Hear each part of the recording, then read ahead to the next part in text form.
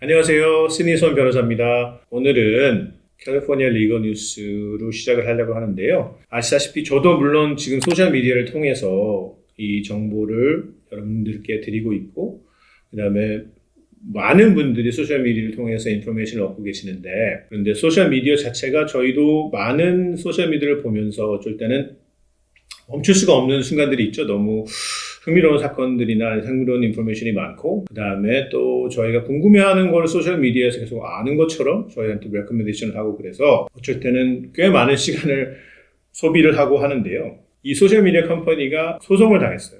그 소송의 내용이 뭐냐면, 아이들에게 소셜미디어를 타겟팅을 해서 그 다음에 중독이 될 수 있도록 그렇게 운영을 했다는 알리게이션으로 43개의 주에서 소셜미디어 컴퍼니를 상대로 소송을 시작을 했습니다. 이거는 형사상은 아니고 그 소셜미디어 컴퍼니한테 책임을 물어서 민사상으로 벌금을 내서 이 아이들의 치료나 아니면 소셜미디어를 잘 관리를 할 수 있는 그런 방법을 만들기 위해서 이제 소송을 시작한 거고요. 이거 이외에도 민사상으로 소셜미디어에 직접 피해를 입은 아이의 부모들이 소셜미디어 컴퍼니를 상대로 여러 가지 소송을 시작을 했습니다. 우리가 소셜미디어에는 아직까지 자기의 이미지나 그런 걸 과시하기 위해서 많은 사람들이 이걸 사용을 하잖아요. 근데 아이들이 그런 어떤 인플루언서나 아니면은 좀 자극적인 내용을 점점 접하다 보니까 그걸 모방하게 되고, 소셜미디어 중에 그 비밀리에 메시지를 주고받을 수 있는 인크립션이 돼 있어서 다른 사람은 절대 볼 수 없는 그런 메시지를 통해서 아이들이 마약을 구입하고,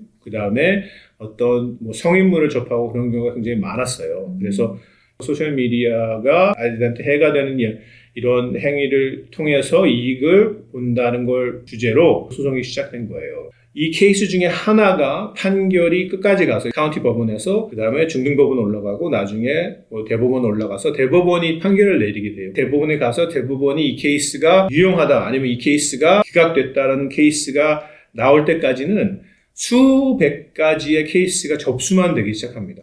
근데 그 케이스가 이제 항소가 되고 대법원에서 이 케이스가 이 말이 된다, 성립이 된다고 하는 경우에는 그 케이스를 벨웨더 케이스라고 하거든요. 벨웨더 케이스가 아직까지 나오지 않았습니다. 수많은 케이스가 지금 파일링이 되고 있는 상태고요. 17살짜리 소녀가 틱탁에서 나온 어떤 헬스팁이나 라이프스타일을 자기도 그렇게 따라하고 싶어서 하다가 또 심한 다이어트나 음식을 거부하는 어떤 헤빗이 생겨서 죽는 경우도 생겼고요. 그 다음에 아이들이 자기의 라이프스타일과 그런 소셜미디어 스타들의 라이프스타일을 비교하면서 비관을 해서 자살하는 경우도 생겼고, 그 다음에 수많은 어떤 섹슈얼 프레더라든지 아니면 마약을 딜하는 그런 사람들이 소셜미디어를 통해서 비밀리에 아이들을 항상 보고 있고, 아이들을 보고 그런 걸 따라하고 싶어하는 아이들한테 타겟팅을 해서 접촉을 해서 그런 아이들을 유인해서 그 다음에 유괴를 하거나 아니면은 마약을 중독을 시키거나, 그래서 수많은 이런 경우가 많이 생겼는데요. 제일 어려운 건 제 생각에는 우리의 아이들이 지금 뭘 하고 있는지 아는 게 정말 힘든 것 같아요. 그래서 저번 주에 말씀드린 이 캘리포니아 소셜미디어 법이 생긴 거고, 근데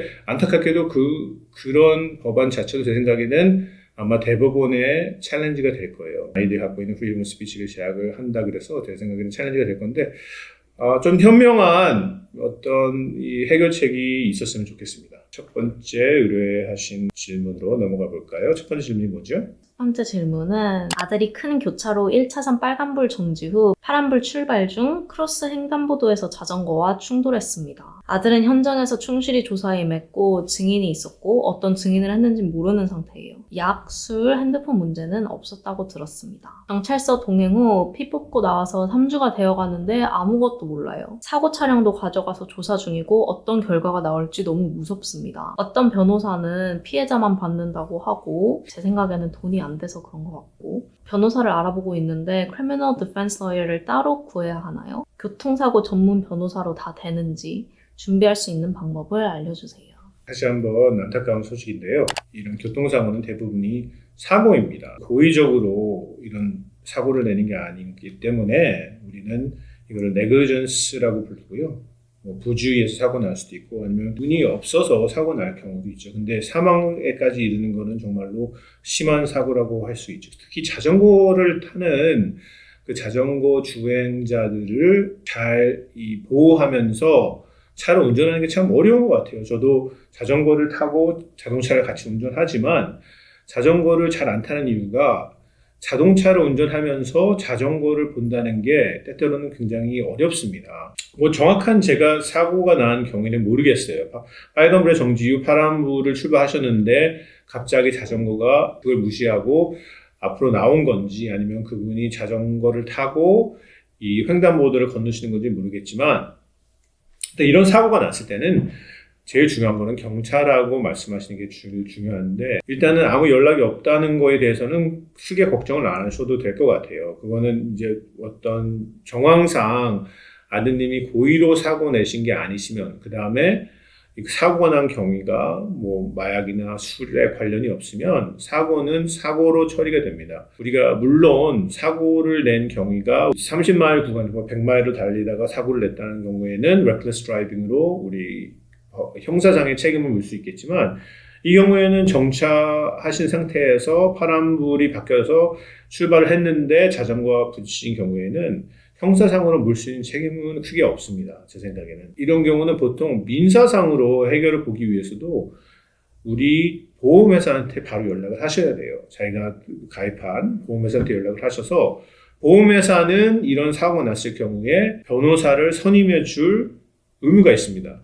만에 하나 검사 측에서 크리미널 차지를 묻고 온다면 그때 가서는 물론 형사법 변호사를 따로 하여를 하셔야 되겠죠. 지금은 아드님께서 만일에 성인이시면 직접 DA하고 연락을 하셔서 검사하고 연락을 하셔서 이 지금 진행 상황에 대해서 물어보시고 말씀하신 대로 뭐 보충사항이 있으시면 가서 다시 얘기를 하셔서 여기에 대해서 설명을 하시는 게 좋을 것 같아요. 다음 질문은 저는 한 식당에서 3년을 일했습니다.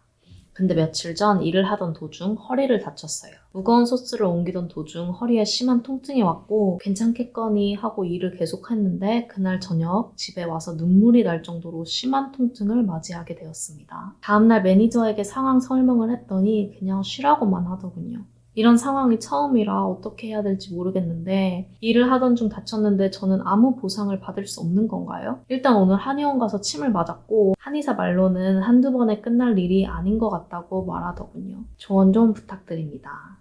캘리포니아에서는 Workers' Compensation이라는 보험을 사업자들은 다 가입해야 될 그런 의무가 있습니다. 일단은 이런 경우에는 거기에 사업장에 있는 매니저님이나 아니면 사장님한테 Workers' Compensation 보험 인포메이션을 달라고 요청하시는 게 제일 좋으신 것 같아요. Workers' Compensation을 받으시면 Workers' Compensation 인슈런스에 연락을 하셔서 사고가 난 날짜와 그 다음에 지금 치료받으신 내역을 제출하시면 거기서 이제 이 examination 하게 됩니다. 사고 부상 정도가 어느 정도인지 그 다음에 일을 계속 하실 수 있는지에 대한 그런 판단을 하게 되고요. 일을 하실 수 없는 경우에는 임금에 대한 보상을 하게 되고 Workers' Compensation에서 그다음에 병원을 계속 다니셔야 되면 그것도 마찬가지로 병원비에 대한 보상을 하게 되는데요. 저도 타운에 있으면서 안타까운 일이지만 수많은 이 사장님들이 Workers' Compensation에 대한 이해가 없으신 것 같고 Workers' Compensation이 있어야 된다는 것 자체도 모르시는 분들이 꽤 되신 것 같아요. 근데 우리가 이런 어떤 physical activity, 노동을 하는 일을, 뭐 무거운 소스를 든다거나 아니면 뭐 공사를 한다거나 그런 일 같은 경우에는 Workers' Compensation Insurance가 비싼 건 사실이에요. 그래서 가입을 안 하시는 경우가 많은데 만에 하나 이 Workers' Compensation Insurance에 가입이 안 돼 있으시면 캘리포니아 레이버 보드에 전화를 하시면 됩니다.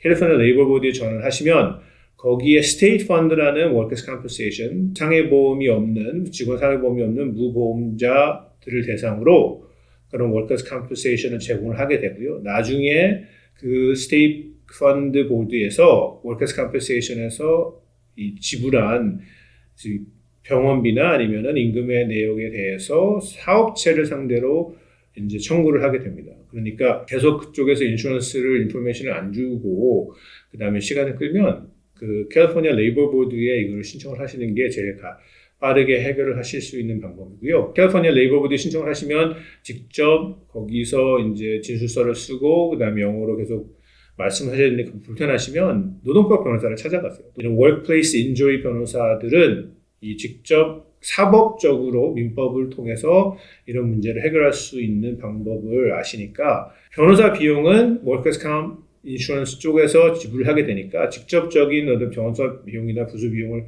내시지 않아도 되니까 이 노동법 전문 변호사를 찾아가셔서 이 일을 해결하시면 좋을 것 같습니다. 네, 오늘도 질문을 의뢰하신 분들 감사드리고요. 저번 주에도 말씀드렸지만 질문 있으신 분들은 이 영상 밑에 보면 질문을 작성하실 수 있는 구글 폼란이 있으니까 작성해서 저희한테 보내주시면 저희가 선별해서 거기에 대한 답을 드리고요. 저와 직접 상담을 하시고 싶으신 분들은 매월 첫 번째 화요일 6시부터 8시까지 남가주 변호사협회에서 주최하는 프리 리걸 클리닉에서 저랑 상담을 하시면 될 것 같고요.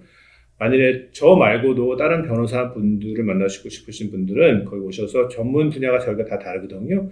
전문적으로 그 지금 의뢰하시는 상황에 대해서 상담을 해줄 수 있는 변호사들이 많이 계시니까 찾아오셔서 의뢰를 하시면 좋을 것 같습니다. 감사합니다.